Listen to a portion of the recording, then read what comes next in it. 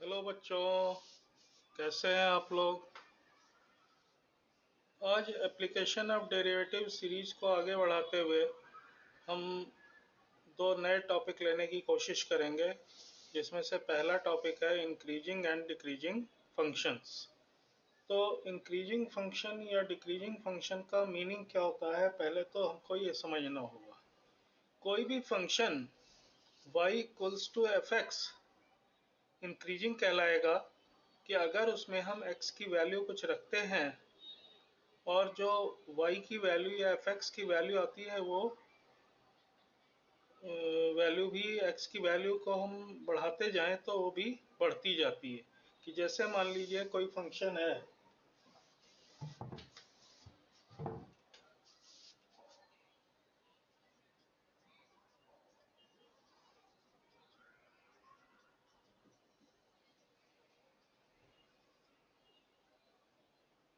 कोई फंक्शन है y equals to F X और let x1 comma x2 element of r and if x1 is greater than is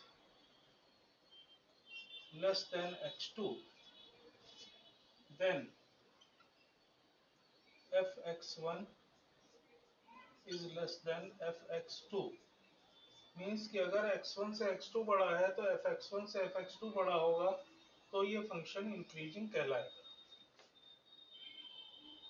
इसी तरह से हम डिक्रीजिंग के बारे में बात करें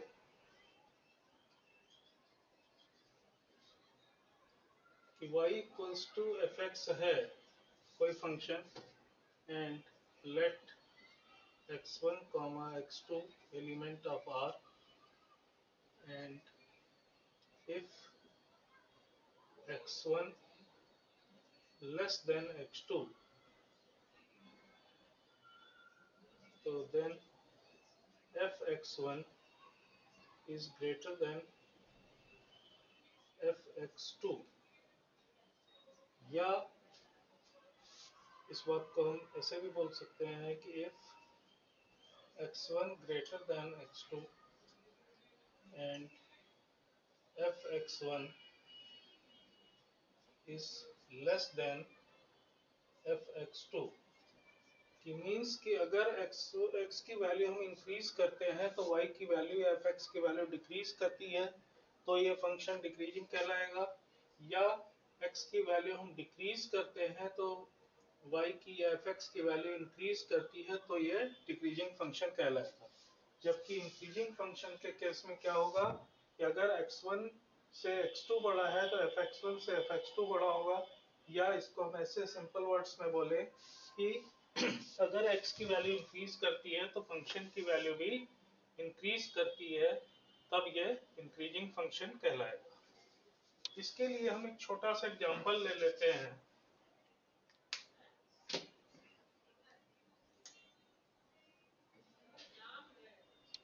F X equals to X square, कोई फंक्शन हमने मान लिया है F X equals to X square.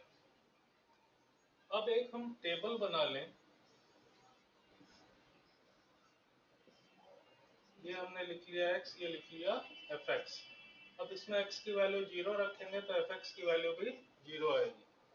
1 रखेंगे तो 1 आएगी, लेकिन 2 रखेंगे तो 4 आएगी, 3 रखेंगे तो 9 आएगी, 4 रखेंगे तो 16 आएगी। मीन्स कि x की वैल्यू जैसे जैसे इंक्रीज कर रही है एफ एक्स की वैल्यू भी इंक्रीज कर रही है। Therefore it is a increasing function.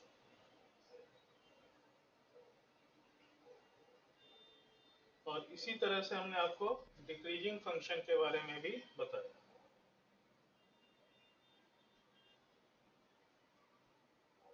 अब इसको पता लगाने के लिए हमारे पास दो तरीके होते हैं कि एक तो विदाउट यूजिंग डेरिवेटिव, उसमें तो हम ऐसे ही करते हैं, और दूसरा होता है यूजिंग डेरिवेटिव।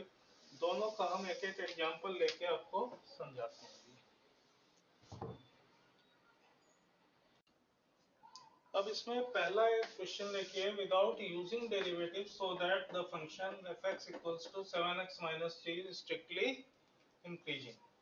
तो इसके सोल्यूशन में हम क्या करेंगे, क्योंकि हमें डेरिवेटिव नहीं यूज करना है, late x1, x2 element of R, तो हमने x की दो वैल्यू मान ली, सच दैट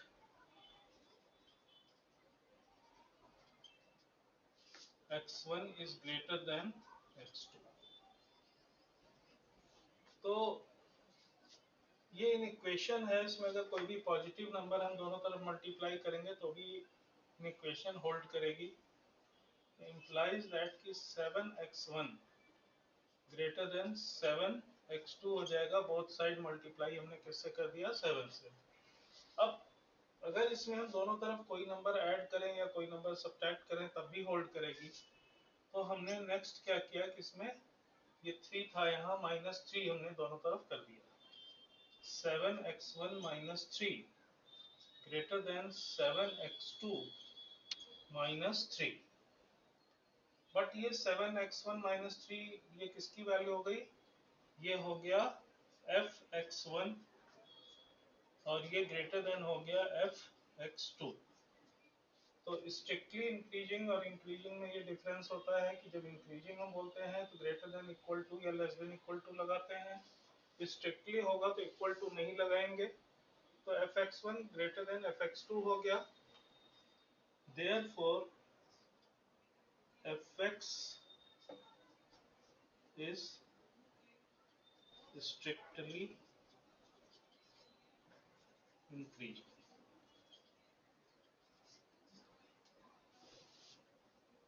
अब सेकंड एग्जांपल हमने लिया है, find the intervals in which function क्या गिवन है, fx equals to x cube minus 12x square plus 36x plus 17 is strictly increasing and strictly decreasing।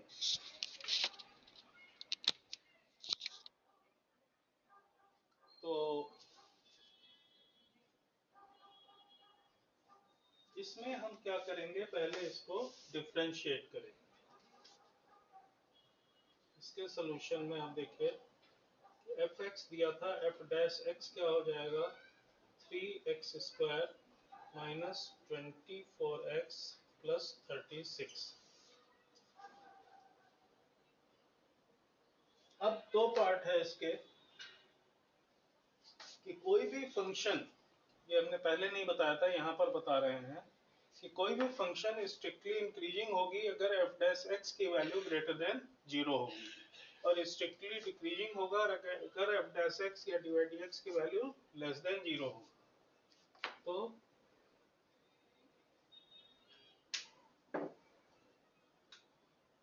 First हमने लिया for fx to be strictly increasing, इसमें क्या होगा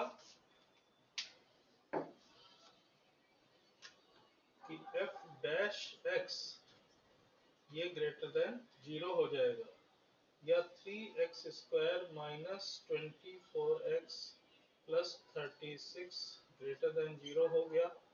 ये quadratic inequality बन गई। इसको हम फैक्टराइज करेंगे, लेकिन उसके पहले 3 कॉमन है यहाँ, तो 3 कॉमन ले लिया, x square minus 8x plus 12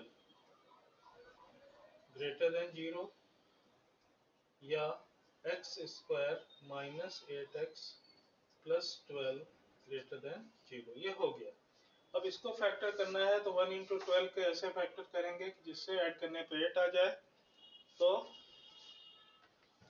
12 के ऐसे फैक्टर कि जिससे ऐड करने पे 8 आ जाए। 6 2 या 12 होता है और 6 प्लस 2 8 होता है। ये कैसे हो जाएगा, x square minus 6x minus 2x plus 12 greater than 0, या x common, x minus 6 minus 2 common, x minus 6 greater than 0, या x minus 6 into x minus 2 greater than 0। अब इनइक्वलिटी ग्रेटर देन है तो यूजिंग इसको हम कैसे सॉल्व करते हैं, यूजिंग इंटरवल मेथड। इसको अगर इक्वल टू 0 करते हैं तो x की वैल्यू 6 और 2 आ रही है। अब एक हमने नंबर लाइन बना लिया, छोटी वैल्यू बाईं तरफ 2, बड़ी वैल्यू दाहिनी तरफ 6, और इसको हमने इंटरवल्स में डिवाइड कर लिया, प्लस माइनस प्लस। ये आई थिंक आपको पता होगा, नहीं पता होगा तो फिर कभी हम इसको डिस्कस कर लेंगे इंटरवल मेथड। तो ये हो गया, अगर इनइक्वलिटी ग्रेटर देन है तो positive intervals will be solution. इधर ये जाएगा इंफिनिटी तक, इधर जाएगा माइनस इंफिनिटी तक। तो ये फंक्शन हमारा 6 से इंफिनिटी और 2 से माइनस इंफिनिटी के बीच में इंक्रीजिंग रहेगा। अब अगर हमें डिक्रीजिंग की बात करनी है,